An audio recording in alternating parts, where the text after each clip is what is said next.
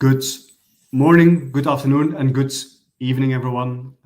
Welcome to the Business Central ISV podcast, episode 14 already. Time flies. Time flies if you're having fun. And today we have like a unusual whale, and I mean that with all respect to Alec and to BigCommerce. Now, when I say whale, I mean BigCommerce is not a small ISV. You're a very known ISV, especially, of course, in the e-commerce space. Thank you very much, Alec, for joining this podcast. I really appreciate it. We started talking, 6, 7, 8, 9 months ago. You've been through a journey, but before going there, again, thank you. And I'll have it to you, Alec, to introduce yourself and, of course, also introduce BigCommerce. Thank you. Sure. Thanks, Ingmar, for having me on the podcast. So BigCommerce is a e-commerce platform. We've sort of rooted ourselves in SMB from over 10 years back, started in Australia, became a global company and sort of went up market as many companies do as they grow. So now we're more focused on what we call the mid-market and enterprise, both manufacturing, distribution type businesses, as well as retailers, right? So the platform is really come a long way over that period of time. I think our sweet spot has really become, growing businesses, established businesses that do both direct to consumer as well as business to business, which I think aligns very well with a lot of the customers that we see on the Dynamics platform, and ultimately really the ethos of the partnership that we'll be talking about more today. And BigCommerce is a very, very awesome, flexible platform. Well, thank you for the introduction, but who's Alec? Oh, yes. Sorry, first just introducing BigCommerce. Of course. So my name is Alec Berkeley. I've been in e-commerce for about 10 years. I started with a professional services agency called Silk Commerce. At that time, Magento Open Source was the biggest platform in the world. Yeah. They were owned by eBay, and BigCommerce and Shopify and sort of software as a service platforms were really just starting out in those days and recruiting developers and folks to join their ecosystems. So we had looked at both platforms. Both Shopify and BigCommerce is starting a SaaS practice because we had been doing open source, and basically everyone on the internet at that time was doing open source back in 2015, 2016. So we went with BigCommerce, and that was a very strategic partnership for Silk. We ultimately ended up building what became their B2B solution, now known as the B2B edition. So we had spun out a product there after several years, and then sort of joined the BigCommerce ISV ecosystem. And then during the pandemic, we saw really crazy growth across the world in B2B commerce, right? And so we were a part of that sort of hockey stick journey, and we joined BigCommerce 2.5 years ago. The Bundle B2B team did. Since joining BigCommerce, I've overseen sort of technology partnerships in various capacities. Sort of my background has been in ERP back office integration, so bringing in sort of complex offline back office processes and integrating that to front end platforms. And the particular role I'm in, BigCommerce, is the front end platform, and everything else on the back end is open for business, right? So that's the background. And natural question pops up: you sell guitars on BigCommerce? No, we do have a lot of music shops though. Like we have Andertons in the UK, which is a pretty big one. But no, unfortunately, I'm just a buyer on the music side. a very ideal buyer. And player. And a player, right? I do play the guitars. I know. You told me before, like I know, but I was like, I thought like, hey, maybe the connection between BigCommerce and your music career. Yeah. So we started talking about 8 months ago about integrating BigCommerce with Business Central. Can you share on the why, on the how, but especially on the why? Because BigCommerce, I know, of course, I would say I know BigCommerce. You're a very known worldwide player, and by the way, I didn't know you were, or BigCommerce comes from Australia, if I understood correctly. Yeah, I didn't know that.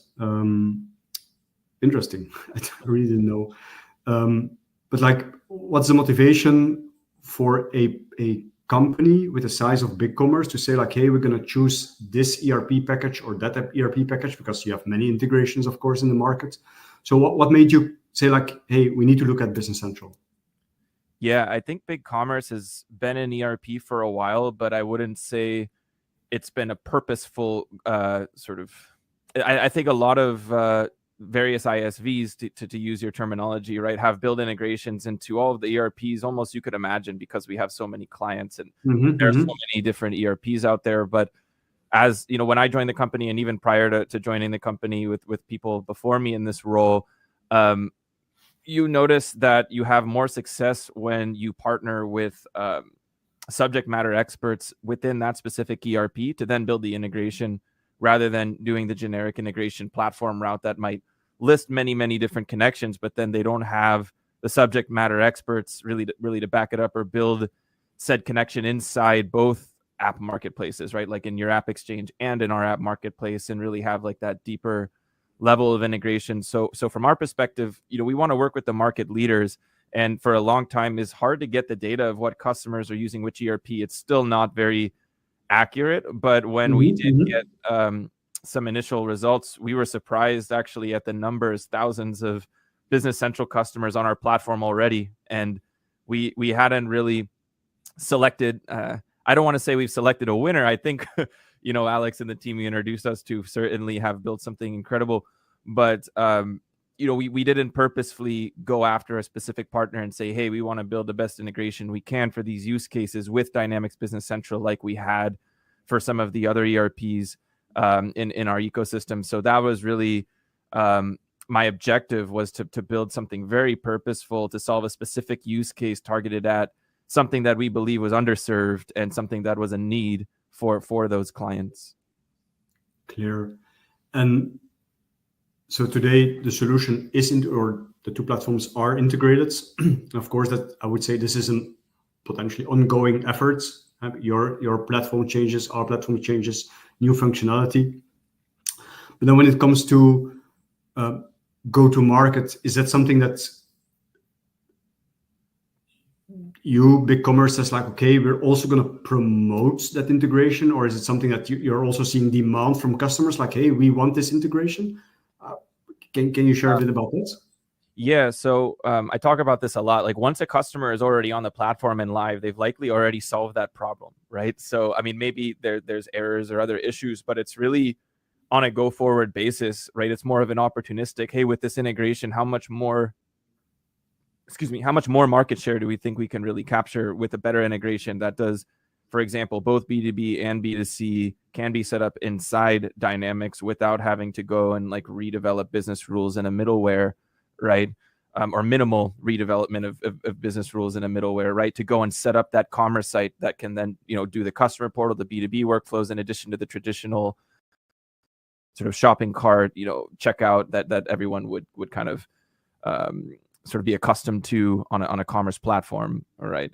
That makes sense. Now, coming back maybe to my earlier point, like future, well, your platform evolves, our platform evolves. Today, we're going much more into we're mentioning Copilot in every 2 sentences that we mention. How do you look at future integrations? How do you decide, hey, this is what we're going to focus on, this is what we're not going to focus on? How does it work? Yeah, it's definitely difficult because, as you would imagine, you know, we get a lot of requests from our clients. We've got 60,000 clients, right? So I'm not going to say every single one of them has a unique feature request, but a lot of them do. Yeah. And you have to look at those patterns and then you categorize that into different areas. Is this checkout related? Is this marketing related, promotions related, you know, control panel, usability, right? So I think when it comes to integrations, it's more so, can you have less parties involved to accomplish maybe the same thing, right? Because I think even with artificial intelligence, right, you know, you've got these generic sort of almost like global sort of solutions like OpenAI, ChatGPT, right? But then does that work for every industry and every vertical? And are those use cases like flushed out? Like, do you have pre-built prompts for someone that needs to run a you know, accounts receivable report in a regulated industry where they might have different, rules around, tax and everything else for how they reconcile their books. That was a complicated example, but no, but I hear you. You get the idea, right? So I think for us, we do want to go after verticals and specific industries with targeted solutions, but of course we don't have development resources to go and build all of that stuff. So we try to make the platform as open as possible. So from an API's perspective, to enable companies like Scapta, which of course you recommended us to, build the workflows that they need to do in order to capture that need or that ideal customer profile. We call them ICPs, right? So manufacture from 20 million to 120 million in say HVAC or plumbing or someone. Right. So trying to build partner-driven integration solutions and opening up the platform, right, to do those types of things. So for us, that's sort of been the strategy for a long time, is to sort of at a top level enable a number of things and then go super specific, but with the partner, and then drive that go-to-market through a customer use case, and then ultimately we try to go reach many more of those customers. Ideally, we already had several before we did it, so we know it's going to be something that people need, right? We're not just going and saying, hey, this is something that we think would work. It's, hey, we've already got some clients doing it. We think we can get more if we added this, this, and this. Now try to find a partner that can fill that one. Yeah. So I think I understand what you're saying, but I'm not sure. So I'm going to rephrase the question and then add a question on that. It's a tough question. Imagine I'm an expert in software for plumbers. Right. Plumbers, yeah, plumbers. Could I use your platform to create like a BigCommerce plumbers version and sell that to end customers? Or are you rather saying, no, we connect to a plumber's software and that's the connection that happens? Or is it rather the first example that I shared? I have a lot of fun with that first example. We do have a reseller program, but it's not necessarily something that we push very hard. Like a lot of like ancillary technology platforms, they are looking to expand into e-commerce, and we have a nice option there. If it's a fit, there are a number of checkboxes that we need to go through to qualify, reseller opportunities. It's not necessarily what we're looking for every day of the week. More so, we're looking for like broad solutions that can, like we just did a go-to-market with a company called Distributor Data Solutions. They provide content and product catalogs for specific industry verticals, particularly, distributors that get disparate sources of data from all of their different vendors. They have a master data file. They've connected that into BigCommerce. So now if I'm in, that's where the plumbing and HVAC kind of example came from, right? They serve electrical distribution as well. I think they've got over 4 million SKUs in their catalog. So I think, solving that product data challenge for distributors in a particular industry to more quickly get products into their e-commerce site, that was something that I remember on the services side taking many, many months, right? Work with the distributor to get all of that data into their system. Or maybe they have data in their ERP, it's in Dynamics, but it's not really ready for prime time with e-commerce, right? Your images might not be organized, or your tagging might not be right for what Google is looking for your SEO rankings and things like that. So it's more so working with partners that already have solutions for specific industries. Sometimes we can bolt on one to BigCommerce, go to market. Other times it might be 2 or 3 different things kind of coming together at the same time to build that solution for.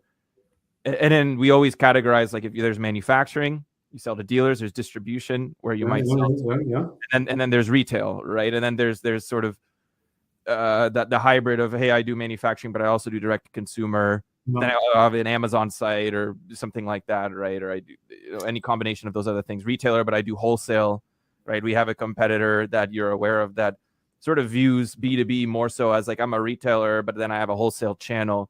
That's not necessarily us. We're probably the reverse, which is we work with peer play B2B businesses that see sort of the opportunity from a margin perspective to go direct to consumer, but then have challenges actually being able to do that because they have only ever gone through distribution their whole life as a company, right? Because of this conversation, Alec, I'm struck by the potential complexity of this world of e-commerce. Because you mentioned types of distributors, B2B, B2C. I think also you're selling BigCommerce via several types of channels. That's right. May it be SIs, may it be distributors, may that be Business Central partners. Right. Now we also see, and we're moving away from Business Central conversation, but that's fine. We're also seeing that, for instance, manufacturers are creating their own marketplace.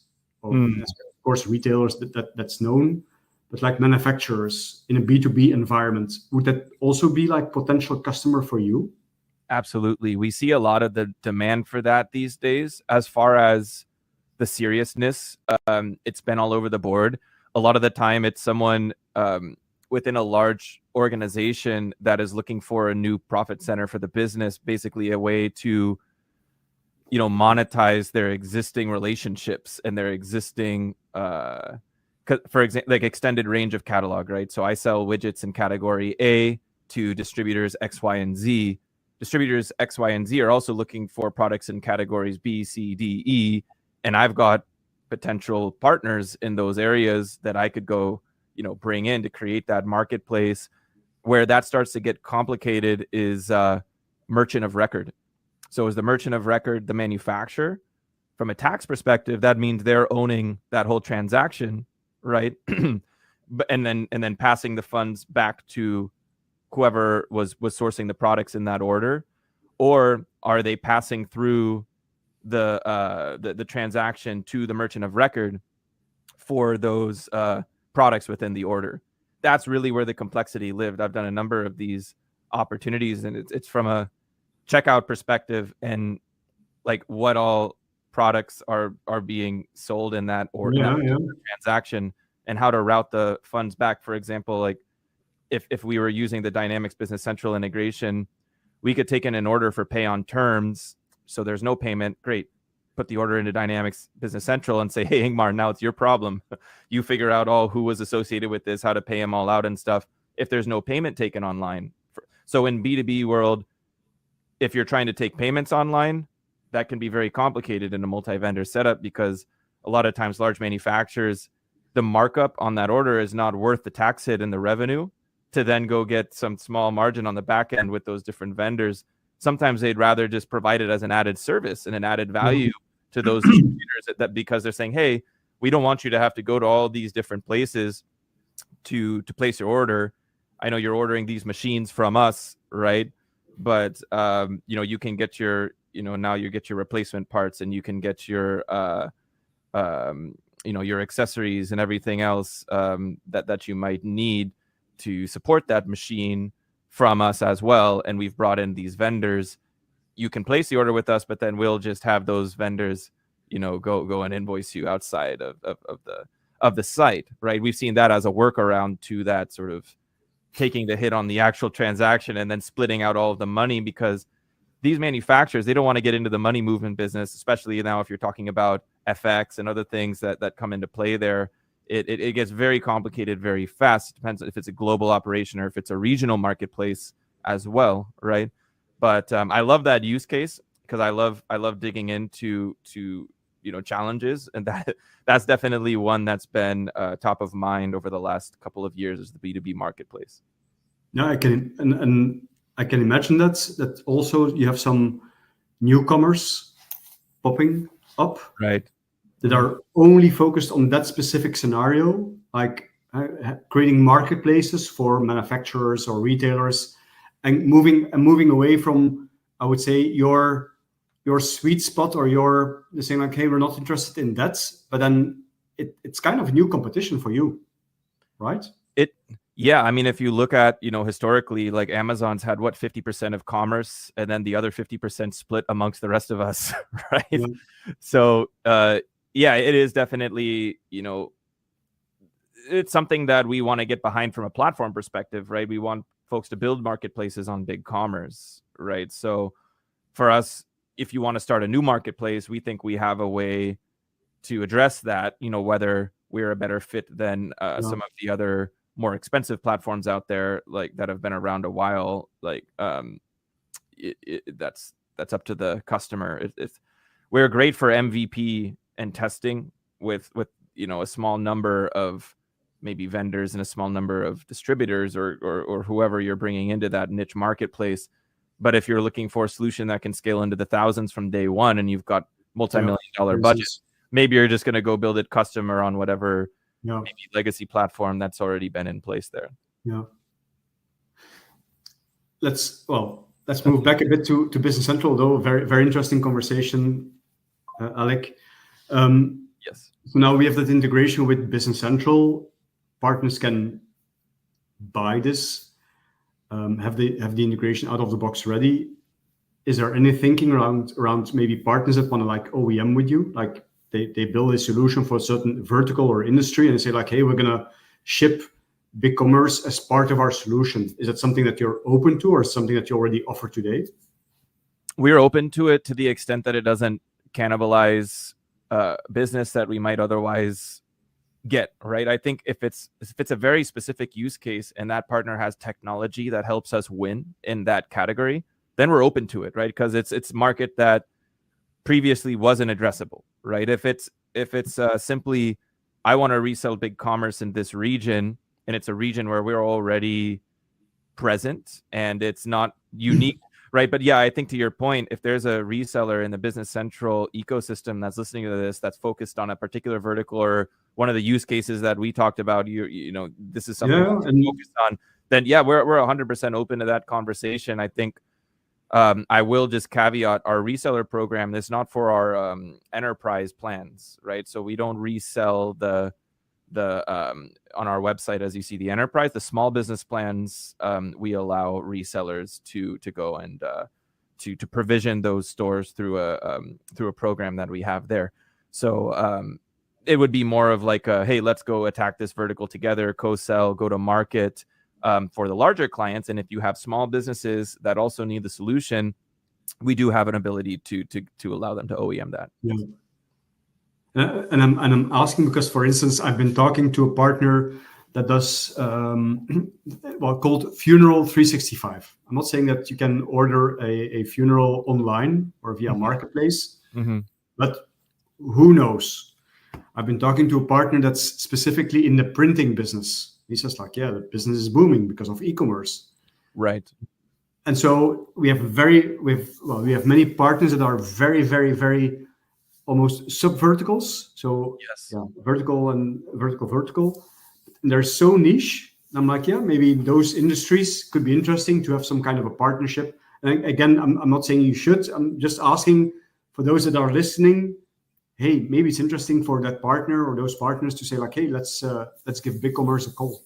Very much so. It's very much so interesting to us. And that's exactly the direction that we like to go with the platform, because it is so flexible. You can bring your own payments, you can bring your own shipping, bring your own tax solution. You can plug all of that into our checkout. You with the back end, with the help of Scapta, we've already got that integration. So you can already pump your orders in, sync inventory values, catalog with Dynamics Business Central. So a lot of like the core kind of e-commerce operations you don't have to worry about, but all of the other things that might be specific to, say, a particular micro vertical or a region, or a search solution that is already fine-tuned for what people might be looking for when you're trying to find a particular promotional item, right? To go print a logo on. We have many promotional product companies. They typically create a specific site for their client who is printing the logo on those items, and then they have some kind of configurator involved as well to be able to sort of see that logo on the item, drag it around. Okay, looks good. Then after the configuration has been done, the print ready file is sent through, in this case to Dynamics, with their plugin on the order. So I can go straight from the configurator to the order to the print ready file. And at that point, you review it, make sure it's right. You have the human intervention, or maybe an AI solution can determine that for you, right? Oh, all right, the prints look good, the pixels are right, and then go and ship it out, right? It's amazing. Well, it's, as an outsider, I understand e-commerce, but like at 10 miles or 50 miles high. But then when you start digging deeper and you start talking, Alec, it's really like, wow, very complex, very complex. But also I see a lot of potential opportunities working with our partner channel and creating specific, the partners like asking like, hey, can we create specific vertical offers for our markets? May that be in the funeral business. We have a partner called Cannabis 365. Hey, they sell cannabis, US only, as far as I know. But yeah, I mean, I think we support a lot of those high risk areas. Our mantra is, if it's legal, then you can sell it, right? So obviously, we're going to respect what is legal. But I think, that is definitely one of the areas that we've seen a lot more adoption of the platform is in those regulated industries, be it firearms, CBD, cannabis, because of the payment flexibility. Because what's the reason why it's hard to sell those products online? It's because there's high fraud, high chargebacks. And so the traditional banks and payment gateways, they don't want that traffic because it's riskier traffic, right? So because of that, it's harder to place, and then the rates are in turn higher. So many platforms, they just don't want to touch it because they don't have the right partners and, all of that stuff involved. For us, for whatever reason, not because of me, but these partners have been in our ecosystem for, 10 years now, and they've just been around supporting these types of businesses, and we've never kicked them off of our platform. These businesses, maybe they've tried working on other platforms, they've got kicked off because maybe one day their industry was supported, and then, a year, 2 years later, they got kicked off because there was some decision that was made. This one we're not going to support anymore. And so many companies have sort of gone back and forth on supporting those, regulated industries or high risk from a, transactions perspective type industries. And yeah, from an ERP perspective, it doesn't matter as much because you're not dealing with like people going and committing a whole bunch of fraudulent transactions. It's like the transactions in the ERP are mostly done by humans, maybe soon robots, right? Or agents, autonomous agents. But I guess like, and again, Ingmar, your sort of perspective with me on e-commerce, I have the same thing with ERP. That stuff is complicated as all get out, right? So I look at like some of the stuff with like what you can do inside of an ERP, and like my mind starts to spin. Same thing. I haven't been as like deeply involved there, more on like how can I integrate with it to do what I need and do the minimum that I can in there. Create more business together. Right. Create more business together. Absolutely, because a lot of the development on the ERP side and the things that you might need there is a total foreign concept, like outside of what you need to enable, like online from my perspective, right? Yeah. Alec, time flies. There's always a last question I ask everyone, and I know maybe it's more difficult for you to answer, but anyway, I'm gonna ask the question, and you can decide yourself how you want to answer this one. But if there's one thing that Microsoft could do that would help your business, the BigCommerce business, and I always add like, hey, that could also help other ISVs. Now you're kind of a special ISV, and I mean that, of course, very positive. But what would be that one ask B that would make BigCommerce and Business Central more successful in the next 2, 3, 4, 5 years? What would be that ask? Yeah, I think we touched on it, but it's building the ecosystem within the ecosystem. And I talk about this all the time with sort of the combination of like folks in the ERP side and on the e-commerce side kind of coming together and having that mutual understanding of like the existence, right? Because it's so polarizing, to your point. Like I start going deep on the e-commerce side, you start going deep on the ERP side, and we lose each other pretty quickly, right? because and that's representative of the market as a whole, right? Is that so when we go to these strategic ERP partners like Microsoft Dynamics, and especially in the case of Dynamics Business Central, it's indirect. So there's no top down. I mean, you try your best, Ingmar, you're just one guy, right? So I think there's no top down like, hey, we have this internal team at Microsoft where we're going to go after all of these micro verticals and BigCommerce is going to be our preferred partner. No, that just doesn't exist. So what we have to do then is put these messages out there into the ecosystem and effectively start doing that mapping of, okay, you know, these people are interested to lean in. This is what they do. Here's how we can help them. Here's how they can help us, right? And then replicating that at scale. So it's that kind of 0 to 1 of like, yes, this takes years. Like it's taken years to build this across the 3 or 4 ERPs that we really do a lot of business with. And that's really the direction I would like to go with Microsoft Dynamics as well. Yeah. Okay. So it's more finding more resellers, finding more markets, more verticals. It's getting the message out there, right? And I think we're really just at the beginning because, you know, I think we finally found that preferred integration path and something that we think will scale really well and can be a strategic partner there. So we don't have to worry about, you know, a dozen different solutions and all of these different, you know, triage of requests and things of that nature to sort of address a lot of this. And again, sort of in working with Alex and Frank, I mean, these guys have been around the block, right? They've been in that ecosystem for a long time. They've been doing e-commerce for a long time. And so I think having them in our corner is going to be invaluable as we go about that journey. I don't think it is achievable to go on a journey like that without a partner like this for us, right? Because we're not going to go hire. I don't think we're going to go hire people that have the experience of Alex and Frank on both sides within Dynamics that can then do all of this within that. We never would have been able to do that in the period of time that they did.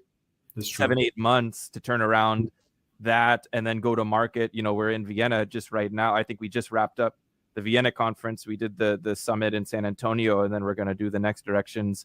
And I think that, you know, we'll be going to all of the directions going forward, and we'll try to hit all the community summits we can and get those guys to come to North America. And I didn't get to go to Europe this time, but next time I'll try to get out there.